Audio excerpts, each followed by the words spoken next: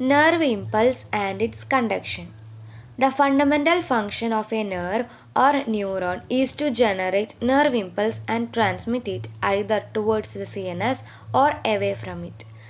ഒരു നെർവ് അല്ലെങ്കിൽ ന്യൂറോണിൻ്റെ fundamental function എന്ന് പറയുന്നത് ഇമ്പൾസിനെ ജനറേറ്റ് ചെയ്യുക അല്ലെങ്കിൽ അതുപോലെ തന്നെ ഈ നെർവ് സിസ്റ്റത്തിനെ CNSലേക്ക് ട്രാൻസ്മിറ്റ് ചെയ്യുക. ഇതാണ് ഒരു നെർവിൻ്റെയോ അല്ലെങ്കിൽ ന്യൂറോണിൻ്റെയോ ഫണ്ടമെൻ്റൽ ഫങ്ഷൻ എന്ന് പറയുന്നത്.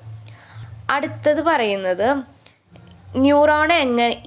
ഒരു ന്യൂറോൺ എങ്ങനെ ഇമ്പൾസിനെ ജനറേറ്റ് ചെയ്യുന്നു, എങ്ങനെ അത് കണ്ടക്ട് ചെയ്യുന്നു എന്നതാണ് അടുത്തത് നമ്മൾ പറയാൻ പോകുന്നത്. Generation of nerve impulse. A nerve impulse is A wave of electrochemical change which travel along the length of the neuron involving chemical reactions and movement of ions across the cell membrane. ഇപ്പോൾ ഒരു nerve എന്നത് electro chemical ചേഞ്ചസിൻ്റെ wave ആണ്. അപ്പോൾ ഇത് ന്യൂറോണിൻ്റെ length full travel ചെയ്യുന്നുണ്ട്. അതായത് ഡെൻഡ്രൈഡ് മുതൽ axon terminal വരെ ഇത് ട്രാവൽ ചെയ്യുന്നുണ്ട്. ഈ നെർവ് ഇമ്പൾസിൽ ഇൻവോൾവ് ചെയ്യുന്നത് കെമിക്കൽ റിയാക്ഷൻസും സെൽ മെംബ്രെയിനിലുള്ള അയോൺസിൻ്റെ മൂവ്മെൻറ്റ്സും ആണ് നെർവ് ഇമ്പൾസിൽ ഇൻവോൾവ് ചെയ്യുന്നത്. അതാണ് ഫസ്റ്റത്തെ. അടുത്തത് electric potential is a measure of the capacity to do electric work. അതായത് ഇലക്ട്രിക് വർക്കിൻ്റെ കപ്പാസിറ്റി മെഷർ ചെയ്യാനുള്ള ഒരു മെഷറാണ് ഇലക്ട്രിക് പൊട്ടൻഷ്യൽ എന്ന് പറയുന്നത്. പിന്നെ it represent a type of stored energy. ഇതൊരു ടൈപ്പ് ഓഫ് സ്റ്റോർഡ് എനർജീനെയാണ് റെപ്രസെൻറ്റ് ചെയ്യുന്നത്. പിന്നെ in the case of neuron the charges R positive and negative ions and the charge separating barrier is the plasma membrane. ഇതൊരു type stored അത് പറഞ്ഞു. അടുത്തത് ന്യൂറോണിൻ്റെ കേസിൽ ചാർജസ് പോസിറ്റീവ് അയോൺസും ഉണ്ടായിരിക്കും, നെഗറ്റീവും അയോൺസും ഉണ്ടായിരിക്കും. അപ്പോൾ പോസിറ്റീവ് നെഗറ്റീവ് അയോൺസിന് സെപ്പറേറ്റ് ആക്കി നിർത്തുന്ന ഒരു ബാരിയറാണ് പ്ലാസ്മ മെംബ്രെയിൻ എന്ന് പറയുന്നത്. The electric potential that exists across a cell membrane is known as membrane potential. ഒരു ഇലക്ട്രിക് പൊട്ടൻഷ്യൽ എക്സിസ്റ്റ് ചെയ്യുന്നുണ്ട്. അപ്പോൾ സെൽ മെംബ്രെയിനിൽ അതിനെ വിളിക്കുന്നതാണ് മെംബ്രെയിൻ പൊട്ടൻഷ്യൽ എന്നത്. A typical neuron at rest is more positive electrically outside than inside the cell membrane. അതായത് ഒരു typical neuron ഇപ്പോൾ റെസ്റ്റിലിരിക്കുകയാണ് എന്ന് വിചാരിക്കുക. അതിൻ്റെ ഇൻസൈഡ് പോർഷനേക്കാളും ഔട്ട്സൈഡ് പോർഷനായിരിക്കും ഇലക്ട്രിക്കലി പോസിറ്റീവ്. ഓക്കെ, അതാണ് ആ പോയിന്റ്. പിന്നെ this net difference in charge between the inner and the outer surface of a non conducting neuron is called the resting membrane potential or simply resting potential. അതായത് ഈ impulse കടത്തിവിടാത്ത ന്യൂറോൺസിൻ്റെ അകത്തും പുറത്തും ഉള്ള ചാർജിനെ വിളിക്കുന്നതാണ് റെസ്റ്റിംഗ് മെംബ്രെയിൻ പൊട്ടൻഷ്യൽ അല്ലെങ്കിൽ simply resting potential എന്നത്. അതാണ് ആ ലാസ്റ്റ് പോയിന്റ് പറയുന്നത്. പിന്നെ the major factor which are involved in resting potential are. ഈ റെസ്റ്റിംഗ് പൊട്ടൻഷ്യലിൽ അടങ്ങിയിട്ടുള്ള മേജർ ഫാക്ടേഴ്സാണ് നമ്മൾ അടുത്തത് പറയാൻ പോകുന്നത്. ഫസ്റ്റത്തെയാണ് sodium and potassium ions. Of the many kinds of ion present in the nerve cells and the surrounding fluid, sodium and potassium ions are the most important. അതായത് ഒരുപാട് അയോൺസ് നെർവ് സെൽസിൽ പ്രസൻറ്റ് ചെയ്യുന്നുണ്ട്. അതുപോലെ തന്നെ ഈ സറൗണ്ടിങ് ഫ്ലൂയിഡിലും പ്രസൻറ്റ് ചെയ്യുന്നുണ്ട്. പിന്നെ അതാണ് ഫസ്റ്റത്തെ പറയുന്നത്. പിന്നെ all the neurons have very active sodium and potassium pumps located in there cell membrane. അതായത് സോഡിയം പൊട്ടാഷ്യം അയോൺസുമാണ് അതിൽ ഇമ്പോർട്ടൻ്റ് ആയിട്ടുള്ളത്. പിന്നെ എല്ലാ ന്യൂറോൺസിനും നല്ല ആക്റ്റീവ് ആയിട്ടുള്ള സോഡിയം പൊട്ടാഷ്യം പമ്പ്സും ഉണ്ടായിരിക്കും സെൽ മെംബ്രെയിനിൽ. അതാണ് sodium and potassium ions. Second ഫാക്ടറാണ് negative organic ion. The large negative organic ions such as proteins, organic acids, etc. are much more inside the membrane than outside, where they are only in negligible concentration.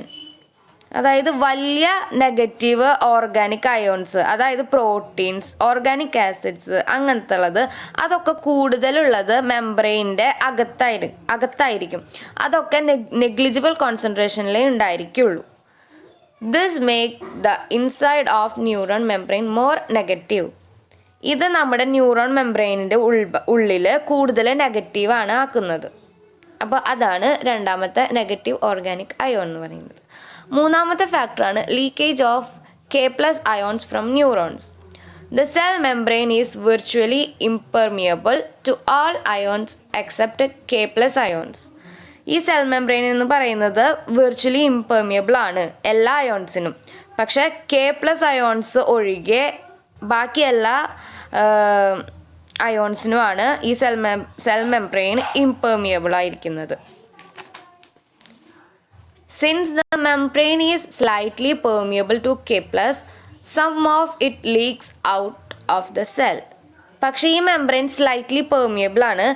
ഈ K+ എന്ന് പറയുന്നത് ചിലപ്പോൾ അത് സെൽസിൽ നിന്ന് leak out ആവും. അപ്പോൾ അടുത്തത് initiation of nerve impulse. Under normal conditions, a nerve impulse is initiated by appropriate stimuli applied at one end of the neuron, and it results in a remarkable localized change in the resting potential. അതായത് ഒരു normal കണ്ടീഷനിൽ nerve impulse ഉണ്ടാവുന്നത് appropriate stimuli കാരണമാണ്. അത് example പറയുകയാണെങ്കിൽ ഇപ്പം എന്നെ ഒരാൾ നുള്ളി, അപ്പോൾ അത് നുള്ളിയതുകൊണ്ടാണ് അവിടെ നെർവ് ഇമ്പൾസ് ഉണ്ടാകുന്നത്. അപ്പോൾ നുള്ളിയതാണ് അവിടുത്തെ സ്റ്റിമുലസ് എന്ന് പറയുന്നത്. അപ്പോൾ ആ സ്റ്റിമുലൈ ന്യൂറോണിൻ്റെ മുഴുവൻ ഭാഗത്തും അപ്ലൈ ആവുകയാണ്. അപ്പോൾ അതുവരെ റെസ്റ്റിംഗ് പൊട്ടൻഷ്യൽ ഉണ്ടായിരുന്ന ന്യൂറോണിന് ഒരു റിമാർക്കബിൾ ചേഞ്ചാണ് ഉണ്ടാവുന്നത്. ആ സ്റ്റിമുലൈ വന്നതോടെ അവിടെ ഒരു റിമാർക്കബിൾ ആയിട്ടുള്ള ചേഞ്ചാണ് വന്നത്. It disappears for a brief instant and is replaced by a new potential called action or active membrane potential, which is in the form of impulse. ഇപ്പോൾ റെസ്റ്റിംഗ് പൊട്ടൻഷ്യൽ ഉണ്ടായിരുന്ന ന്യൂറോണിനെ replace ചെയ്യാണ് എന്ത് active അല്ലെങ്കിൽ action membrane potential ആയിട്ട്. അതുവരെ റെസ്റ്റിങ്ങിലായിരുന്നു, അതായത് അതുവരെ റെസ്റ്റിങ്ങിലായിരുന്നു.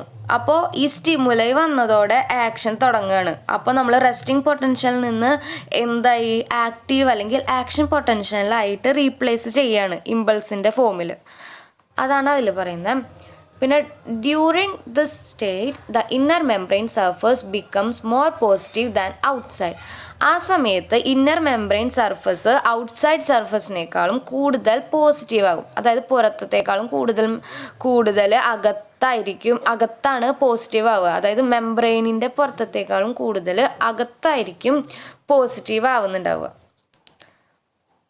The major factors involved in changing the resting membrane potential to active membrane potential are resting membrane പൊട്ടൻഷ്യലിൽ നിന്ന് ആക്റ്റീവ് മെംബ്രെയിൻ പൊട്ടൻഷ്യലിലേക്ക് മാറാനുള്ള മേജർ ഫാക്ടേഴ്സാണ് നമ്മൾ അടുത്തത് പറയുന്നത്. അപ്പോൾ ഫസ്റ്റത്തെയാണ് Na+ and K+ ion movement. The passage of nerve impulses is associated with an increase in permeability of Na+ ions moving inwards, upsetting the potential momentarily, making inside more positive than outside. ഇപ്പോൾ nerve ഇമ്പൾസിൻ്റെ passage Na+ൻ്റെ പെർമിയബിലിറ്റീനെ increase ചെയ്യുന്നതായിട്ട് ബന്ധപ്പെട്ട് കിടക്കുന്നു. Na+ ന്യൂറോണിൻ്റെ അകത്തോട്ട് നമ്മൾ കിടക്കുന്നതോടെ ന്യൂറോണിൻ്റെ അകം കൂടുതൽ positive ആവും പുറത്തേക്കാളും. Neurophysiologists believes that the increased permeability is due to the opening of specific pores in the membrane termed sodium gates. ഈ ന്യൂറോഫിസിയോളജിസ്റ്റ് വിശ്വസിക്കുന്നത് ഇൻക്രീസ്ഡ് പെർമിയബിലിറ്റിക്ക് കാരണം മെംബ്രെയിനിലുള്ള ചില സ്പെസിഫിക് ആയിട്ടുള്ള പോസ് ഓപ്പൺ ആവുന്നതാണ് എന്നാണ്. ആ ടേമിനെ പറയുന്നതാണ് സോഡിയം ഗേറ്റ്സ് എന്ന്. When these gates open, sodium ions rush into the neuron by diffusion. ഈ സോഡിയം ഗേറ്റ്സ് ഓപ്പൺ ആവുന്നതോടെ പുറത്ത് കിടക്കുന്ന Na+ അയോൺസ് എല്ലാം ന്യൂറോണിൻ്റെ അകത്തോട്ട് കയറി വരുന്നു. അതാണ് അതിൽ പറയുന്നത്. Some K+ ions moves out. ചിലതൊക്കെ മൂവ്സ് ഔട്ട് പുറത്തേക്ക് പുറത്തേക്ക് പോകുന്നു. രണ്ടാമത്തെയാണ് charges are reversed. The inner side of the cell membrane has an excess of positive ions on its internal surface and the outer surface become more negative. ഈ cell മെംബ്രെയിനിൻ്റെ അകം കൂടുതൽ positive ആയിരിക്കും, അതുപോലെ തന്നെ ഔട്ടർ സർഫസ് എന്താണ് കൂടുതൽ നെഗറ്റീവും ആയിരിക്കും.